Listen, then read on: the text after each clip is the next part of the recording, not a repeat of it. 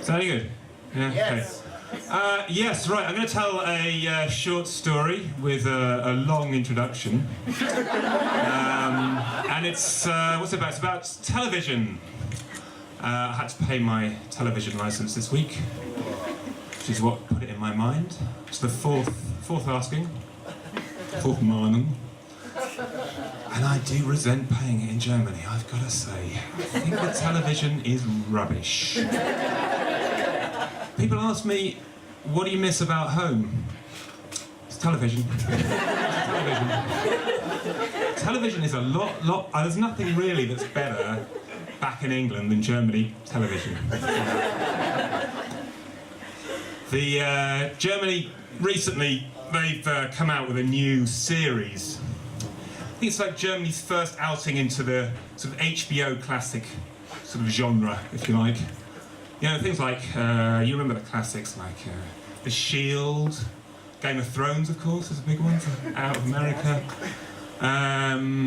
What was the other one? The Wire was like the first one I became aware of. Do you remember The Wire? Yeah. With Nolte cruising around the streets of Baltimore, like drinking his way, and whatever else in his way around the ghettos and this sort of slice of really cool American life. So Germany comes out with one. It's their first ever entree into the sort of this kind of genre, as I say, and it's it's Germany's first Netflix series. Right? Have you heard of it? Dark. Yeah, Dark. Right. Yeah. We watch it together as a little gang to like try and improve our German. Well, yeah. So what is it? It's like their first attempt at this, and do they pick like some cool city like Berlin and give us like the cop story? No, it's a village in the forest. It's about anxious mothers and melancholy teenagers. And the little teenagers, they wander off into the forest and they disappear. And there's some sort of evil, mystical spirit. It's basically Hansel and Gretel. Am I wrong? It's Hansel and fucking Gretel.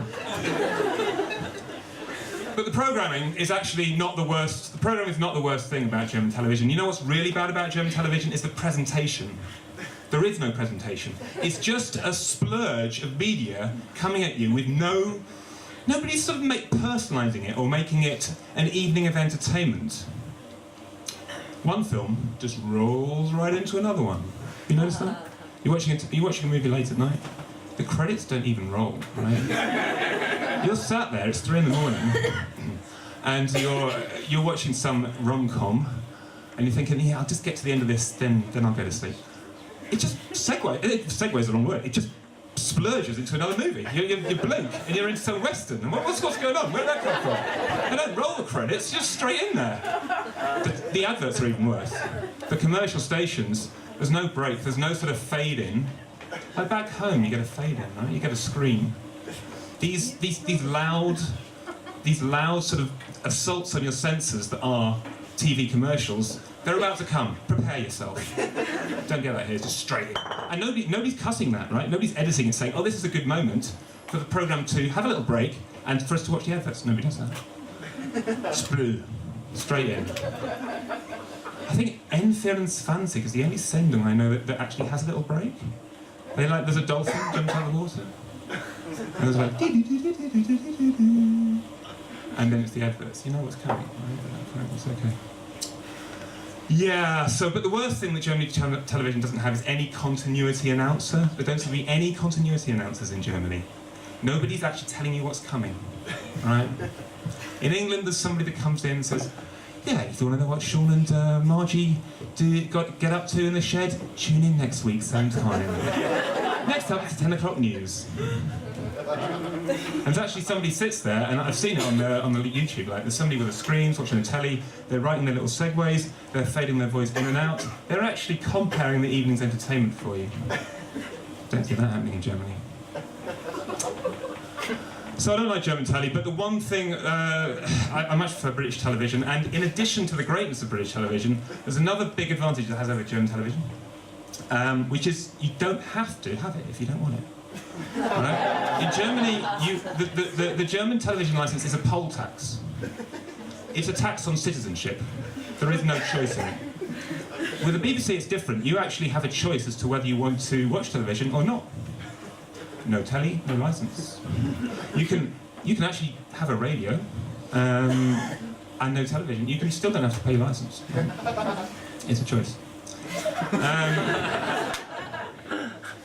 Of course, this does lead to something of a cat and mouse game when it comes to collecting the license fees. The onus of proof is actually on the BBC to prove that you've got a television. And this brings me eventually to my story. And my story is back in the days when I was at university, and I had very little to do but watch the television. I don't know what your university lives were like, but mine were really fucking idle. I did nothing but watch a lot of daytime television. Me and the two boys in our little terrace flat in Norwich, sorry, to university, watching television all day long. And one day we were watching one of the classic British comedies, Allo Allo, which is set in Vichy France during the war. And it's all about sort of the different nationalities involved in the conflict having a bit of fun in the local town. And of course they're always trying to send messages to London, right? You know, the spy is trying to hang the aerial out the window and tap the message to get out to London. I can't remember what it is. Hello, hello. This is Night Watchman calling London. Are you there? My best French accent. Listen very carefully. I shall say this only once. This kind of thing. Meanwhile, outside, there's a Gestapo van with a little radar on the top, trying to chase down where the spy is, find him out, right? Locate him. We're downstairs in my lounge watching this show. At the same time, outside, the BBC van's doing exactly the same thing. Trying to find out where the miscreants are in Norwich. Who's watching telly but not got a licence. So we're sat there relaxing. There's a knock on the door. Nobody ever knocks on the door, and after that. The flat is the house. It's a terrace house. The front room used to be a living room, but the door doesn't open now. So front door doesn't open. That's part of the story. So I got to my room, which is at the front, upstairs, and I lean out the window to see who's there. Oh, hello. Yeah, I'm here from the television licence, people. Can I come in?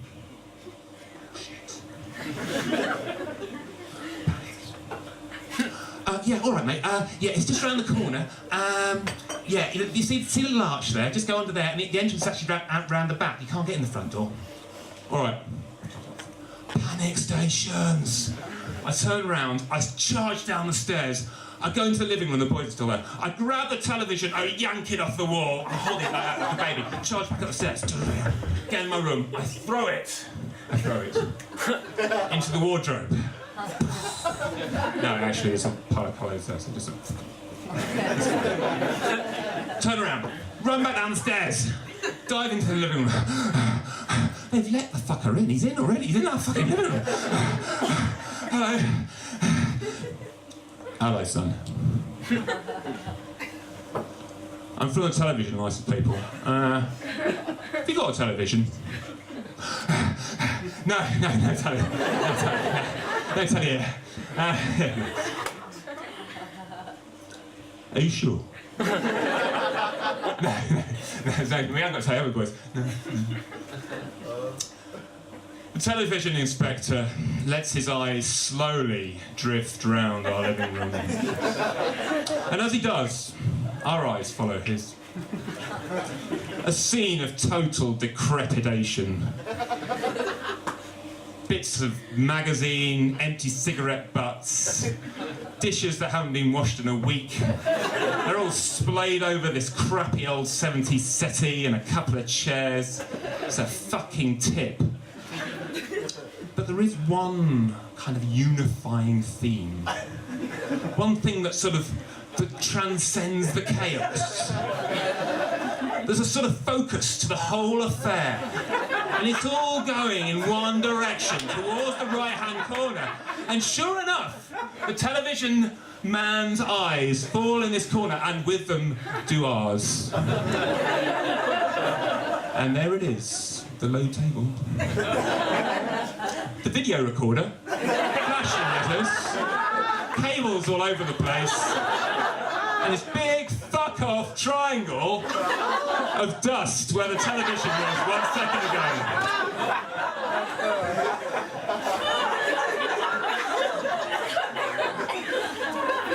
Nobody has got anything to say. We're just looking at the floor. The telly guy, he's so damn stylish, right? He doesn't say a damn thing. He just looks down at his chart. Big tick on the chart, on the flipboard. Ticks his chartboard, swivels round his heels, and walks out the door.